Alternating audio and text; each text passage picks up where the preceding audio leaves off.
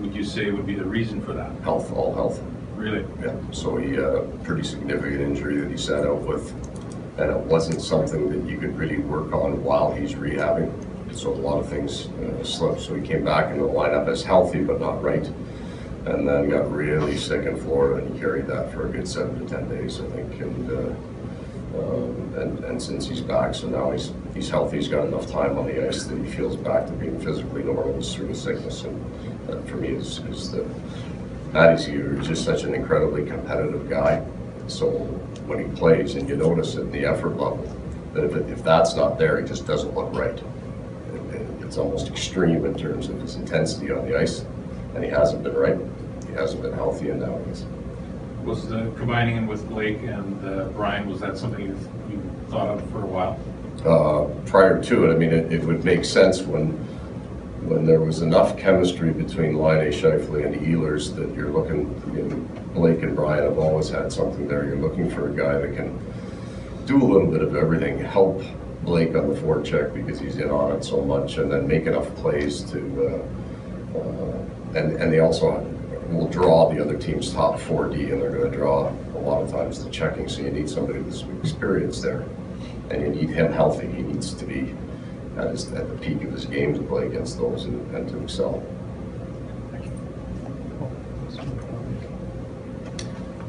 Andre Pavlik okay? Wasn't in the game to escape, and maybe he got sick or something? No, we had an optional skate today. I just can't get enough guys to take the option out. It's unusual maybe for a goalie though not to want that morning puck. No, not in terms of, so we're trying to practice as many on our off days now as we can because we just haven't been able to this year. We would encourage it, whatever a goaltender needs, but he's fine. How close do you think your team is to finding and sticking to the identity you want?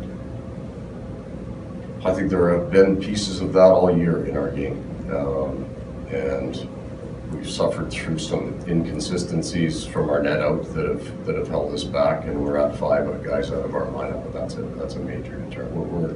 When you factor in the games that Jake missed and the games that Toby Enstrom was, we're over 200, and that's a big number in this league. Like St. Louis, I haven't checked Anaheim, but St. Louis was running around 60 to 70.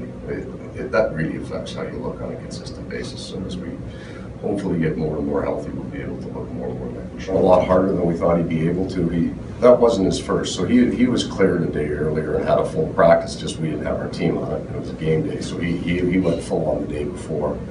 But yesterday was a day he went full on plus, so we tried to push him as hard as we possibly could just before he'd throw up, and he got through it hard. He worked at it, and he feels really good, so he's been banging on the door a little bit here.